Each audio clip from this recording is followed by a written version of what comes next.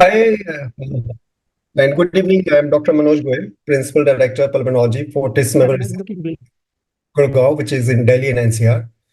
And I'm indeed feeling privileged to be once again given the responsibility of hosting a webcast organized by Indian Chess Society.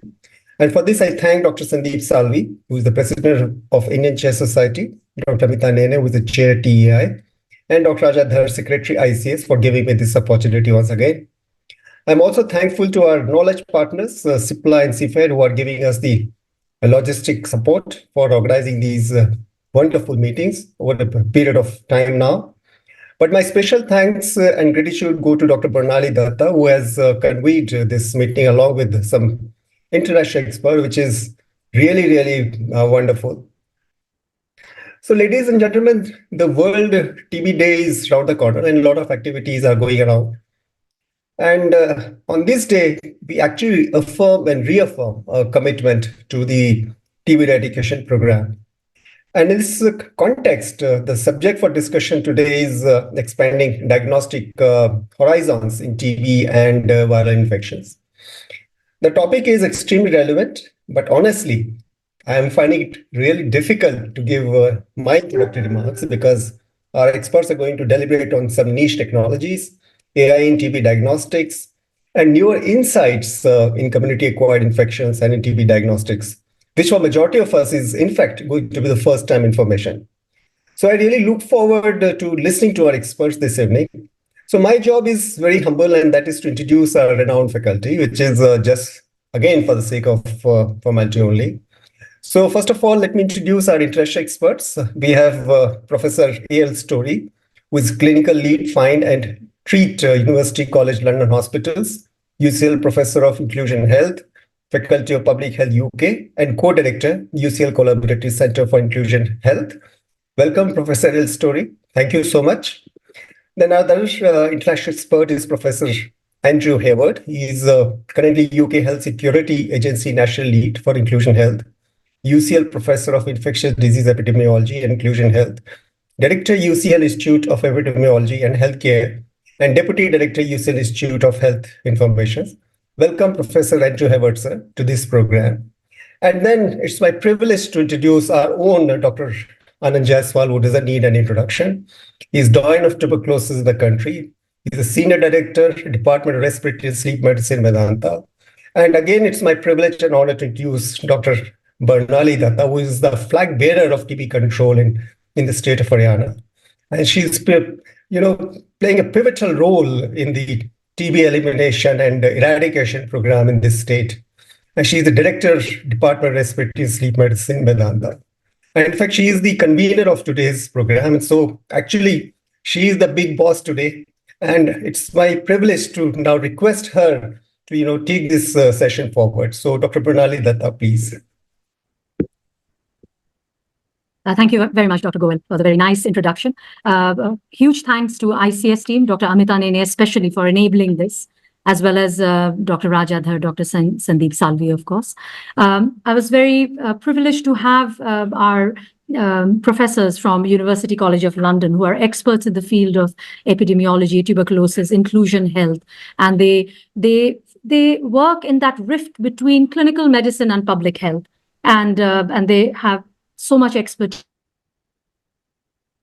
in that area. I do a bit of work in that. I know Dr. Jaiswal does, and all of us do, whoever deals with TB and respiratory disease for that matter, do tend to work both as clinicians as well as with a public health hat on. So today we'll be looking at a broad remit of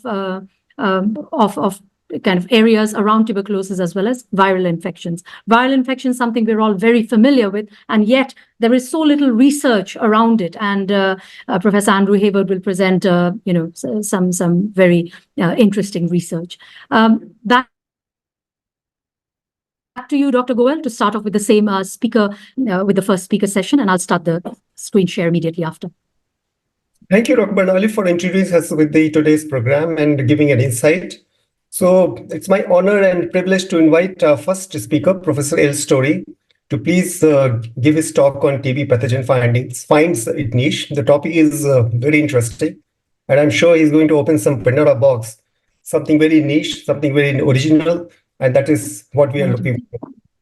Dr. Professor L. Story, sir, please. Yeah, I'm just handing over to Professor Alston. Good evening, ladies and gentlemen. What an honour, and thank you very much for the invitation to present. As many of you have immediately gathered, the photograph that was included on the bio is testimony to the fact that I've been doing this job for far too long. Slightly different coloured beard. I would like to start the introduction to this session by explaining the title.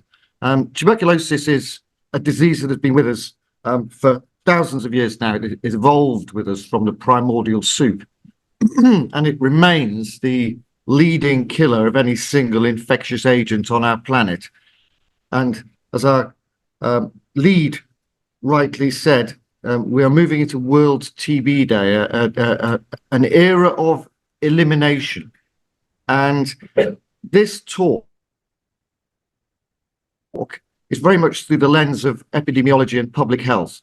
It's born from a service that I lead in London, which is called Find and Treat, which is one of those unusual services that hopefully actually does what it says on the tin. And this service has been running for over a quarter of a century, and its mission is to try and reach people who really struggle to access a diagnosis early and who really struggle to complete their treatment. And the more we understand about tuberculosis, the more we realize that we're looking at a social disease with some interesting medical consequences. And I'd like to impress upon you throughout the next few slides some of the challenges the international challenges that lie ahead when we think about elimination. This is conceptualizing risk in terms of vulnerability to tuberculosis. It's slightly adapted from a recent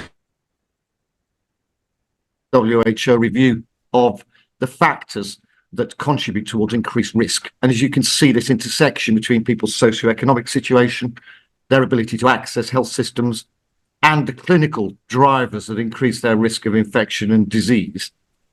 All these issues compound one another to create a term that wasn't bandied around much until before the global pandemic, which is R naught, simply the force of infection.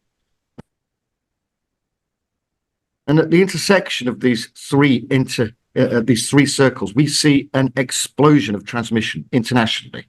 And the work that I lead in London is really about trying to reach people whose delay to diagnosis results in significant onward transmission.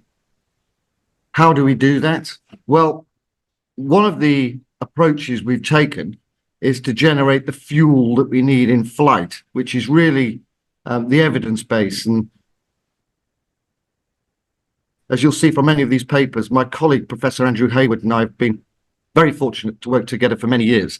And this is a paper we wrote some years ago that really tried to highlight that there's a convergence of not least social, but also clinical complexity. In essence, the cases that are becoming hardest to reach are now, in fact, becoming hardest to treat.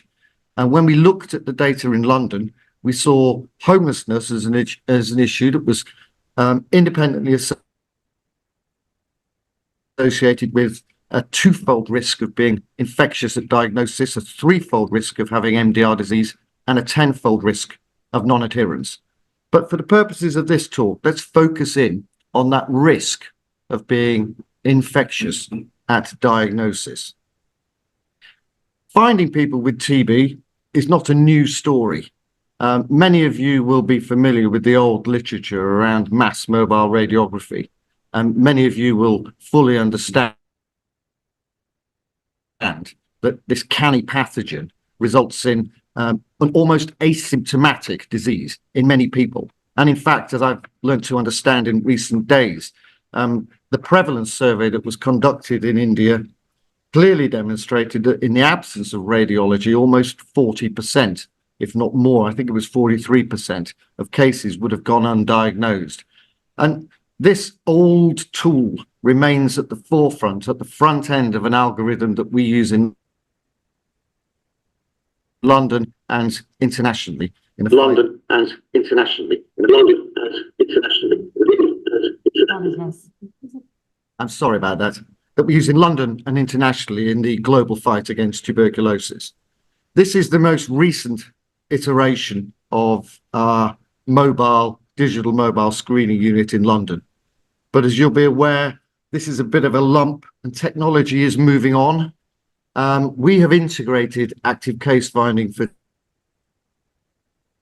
tuberculosis into a range of other pressing health issues that affect the same populations, not least blood-borne viral disease. But the technologies that we need to actively case find are getting smaller.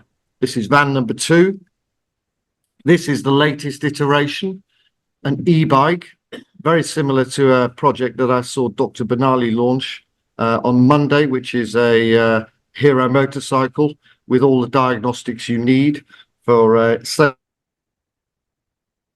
same-day diagnosis on 2 wheels.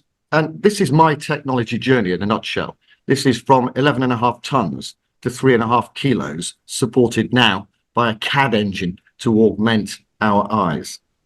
And that notion of being able to look inside yourself, the notion of screening people with radiology who are otherwise healthy in the community, raises some quite interesting issues.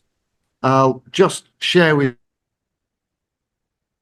you a few of our more recent finds. I normally run this as a quiz, but it's probably not going to work well on that platform. But this gives you a clear sort of window into the social dimension of the work we do.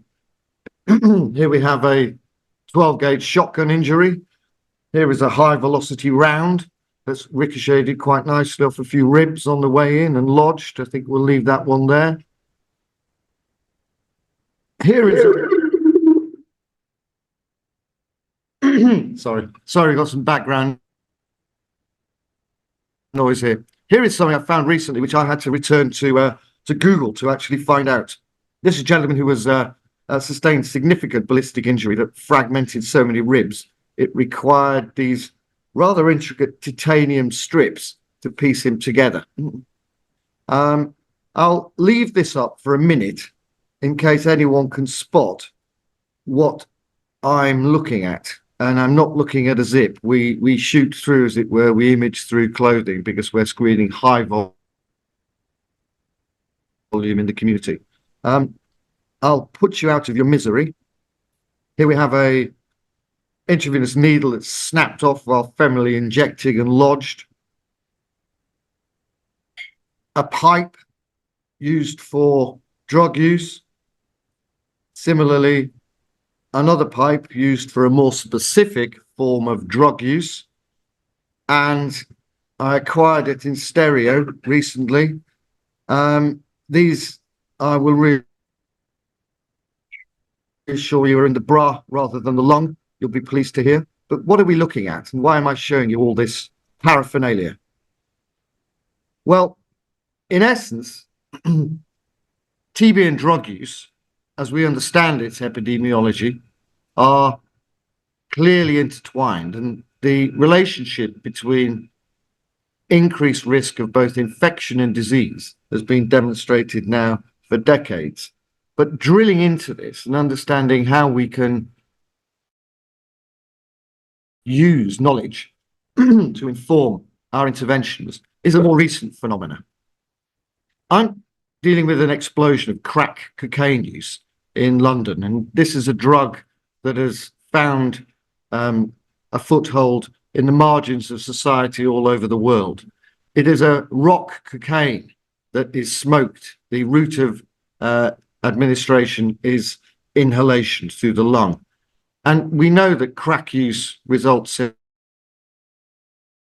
in a range of medical symptoms. Over 60% of people who smoke crack have cough and can produce sputum. It masks the clinical presentation of our disease. Wheezing and dyspnea are common.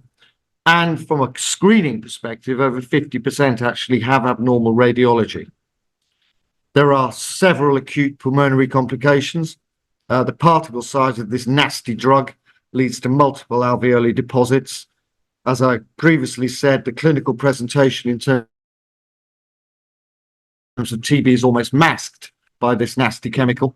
Asthma, acute bronchospasm in healthy individuals is common and potentially life-threatening.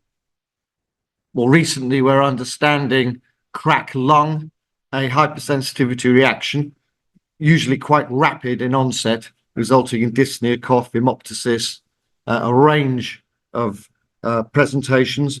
It's unknown as to whether or not this is fully reversible. People think it's branching into two courses, one being acute and self-limiting, the other being progressive, with a high proportion of patients on the progressive arm requiring mechanical ventilation and steroids. This little series blew my mind when I found it. This is a young male crack user presenting with hemoptysis. He's given oral antibiotics by the ED team and discharged home. 2 weeks later, he represents again with same hemoptysis, unrelenting hemoptysis. They take a chest PA and see something. I'm sure you can see it. And so they decide to CT him. And he has a 4 centimeter long, 1 centimeter wide piece of jagged glass lodged in his left main stem bronchus and no recollection of aspiration. I'll leave that with you for a second because that no recollection of aspiration thing is relevant to the wrap-up. This is a piece of work I did with Andrew many years ago that basically put the epidemiology of the social determinants of tuberculosis on the map in London. And as you can see, the rates that we were seeing amongst people who use drugs and who experience homelessness and cycle within our prison system are orders of magnitude higher than amongst the general population. And these groups experience long delays to transmission, to diagnosis, consequent transmission, have very advanced disease, risk of drug resistance and preventable death. Now, we were very fortunate to be able to undertake a large cohort study in order to generate this data and collect information that was on an individual level, enabling us to characterize people's cocaine use and other drug use. And having that rich data source enabled us to adjust for pretty much everything under the sun, including time to diagnosis, onset of symptom, including HIV, including all the clinical variables and demographic variables. And this was a first in the literature in terms of demonstrating that people who smoke crack cocaine had more than twofold risk of being infectious at diagnosis. That was an independent risk, as I say, after we'd controlled for all those variables. There was no evidence of a diagnostic delay in this population, and in fact many were presenting quite urgently in respiratory distress.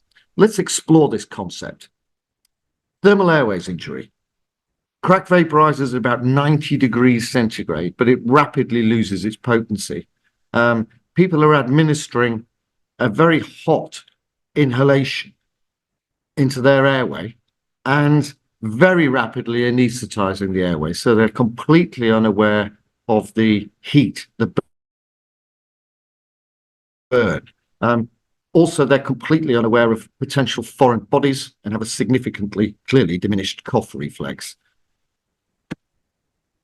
Now, as you'll all be aware, the global definition of a drug is anything you can put in a rat and get a scientific paper out of. I'm demonstrating this rather old experiment to look at exposing rats to crack cocaine. And it was quite clear in its findings, if strange, its findings are relevant to our species. Chronic exposure to crack cocaine, even in limited periods, leads to extensive histologic alterations across the entire respiratory mucosa. Looking through the lens of epidemiology, this is where it started to get interesting. This is where it becomes a bit of a detective story. We're looking at about 500 cases of INH resistant TB that were typed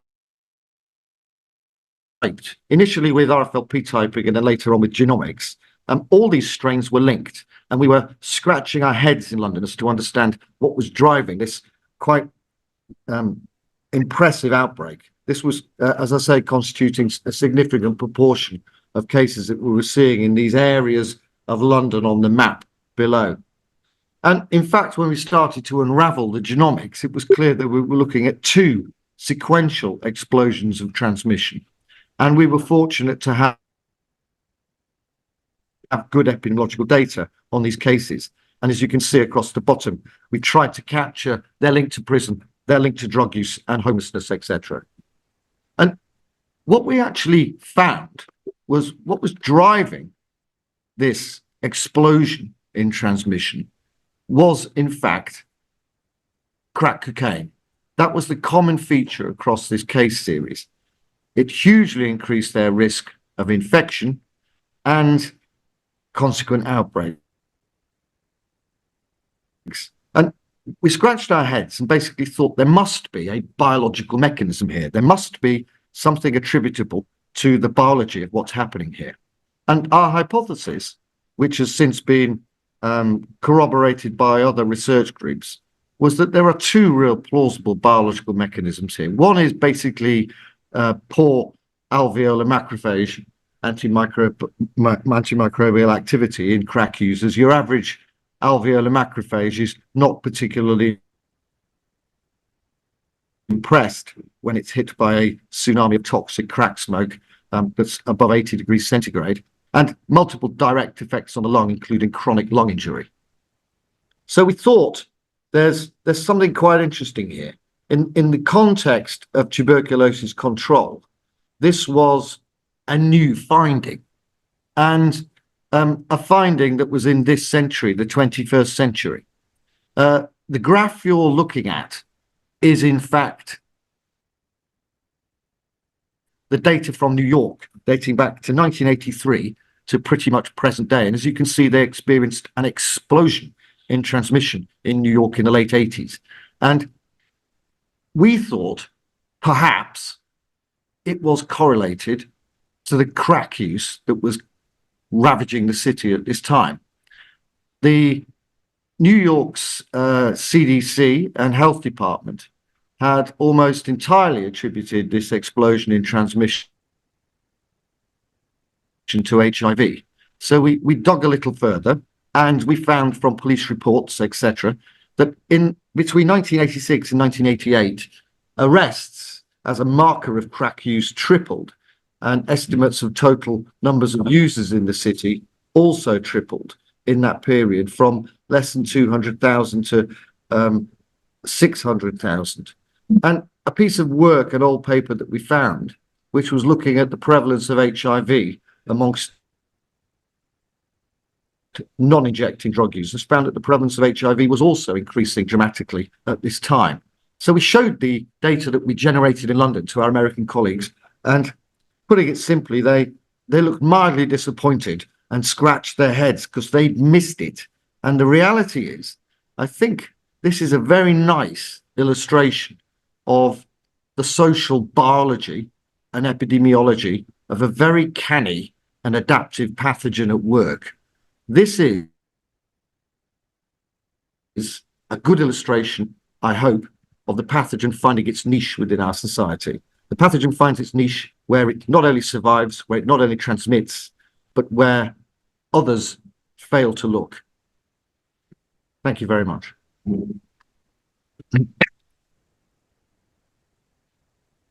Thank you, Dr. A.L. Story, for describing the clinical complexities of tuberculosis and niche technologies for early case findings, especially in vulnerable population, which does not reach out to healthcare facilities. And this is the most important group for early detection of tuberculosis, who actually are the super spreaders. And I think your experience in the field and innovations are going to go a long way in early detection of these super spreaders. So now I invite Dr. Bernali to deliver his talk on use of AI in TB diagnostics, and I really look forward to listening to her.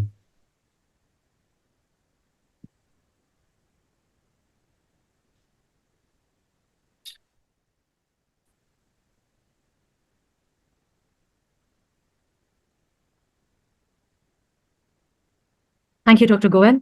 So AI in tuberculosis, diagnostics from pixel to people. This, in fact, the expression was suggested by Professor Al Story, who has a way with words. So we will go over the history of X-ray from where it started till current times when AI and what we call CAD for TB has taken over a large part of the diagnostics in the peripheries, especially enabled by ultra-portable systems in the current settings. So this picture is something we're familiar with as a very historical image, dating way back to the 1930s to 60s, when in the West, there was mass screening for TB with X-ray. However, X-ray did have several problems as a diagnostic tool in TB, and which we are all very well aware of. And in 1974, the WHO issued a recommendation to abandon indiscriminate TB case finding by mobile mass radiography. So that came to an end completely. And as we are aware, all the programs took over microbiological testing of TB by smear. Gradually, however, in around 2015, 16, chest X-ray as a screening tool made a comeback. And it was discovered that it is very good as a screening tool. It is good for prevalence surveys, for diagnosing children with TB, people living with HIV, as well as, very importantly, triaging for expert.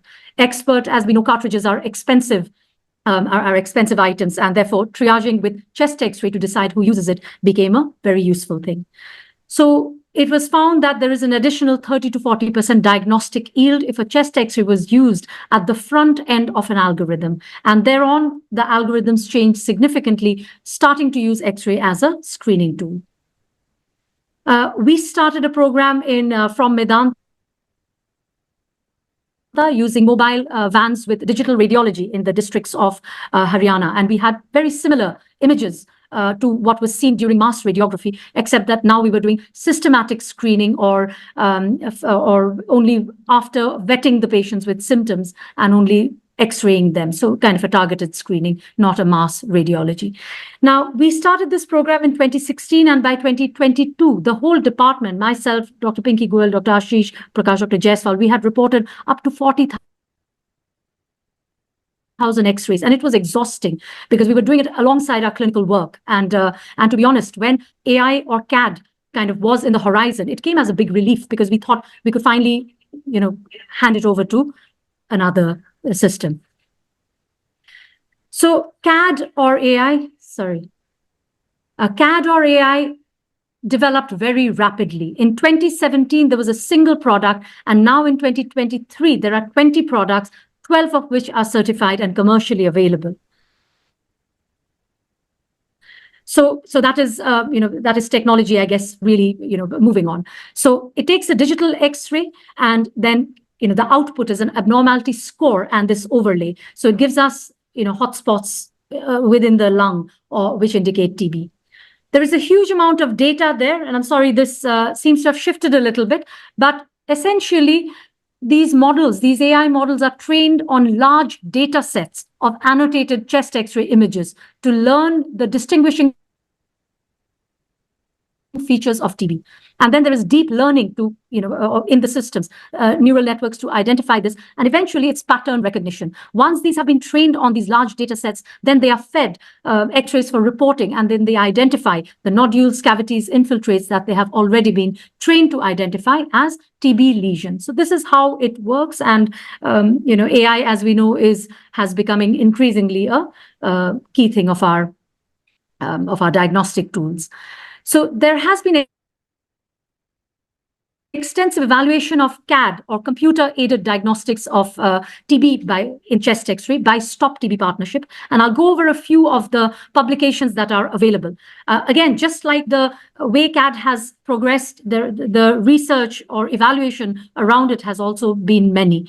This particular one, 2019 Nature, showed 3 CAD systems, CAD for TB, which was the earliest one by Delft in Europe, Lunit Insight, Korean, and then Cure AI, which is a Indian homegrown, very good model.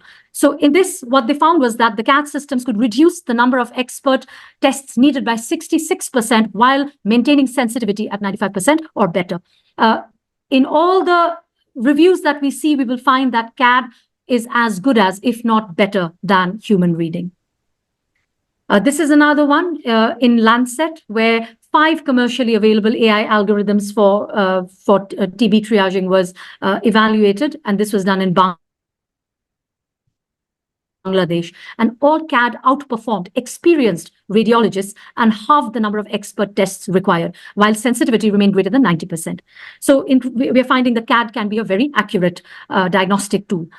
Now, this is a more recent one, which compares different versions of CAD in two, which is CAD for TB and Cure AI. And they find that the newer versions are much improved than the previous ones, and they're almost like brand new products. So I guess it tells us how rapidly technology is kind of progressing. And again, this is another one of 11 CAD products done in South Africa using all these existing products.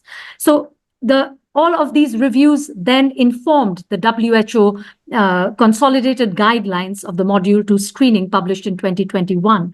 And this tells us that WHO gives the guidance that individuals of 15 years and above, in which TB screening is recommended, CAD software programs may be used in place of human readers for interpreting digital X-rays for screening and triage for TB disease.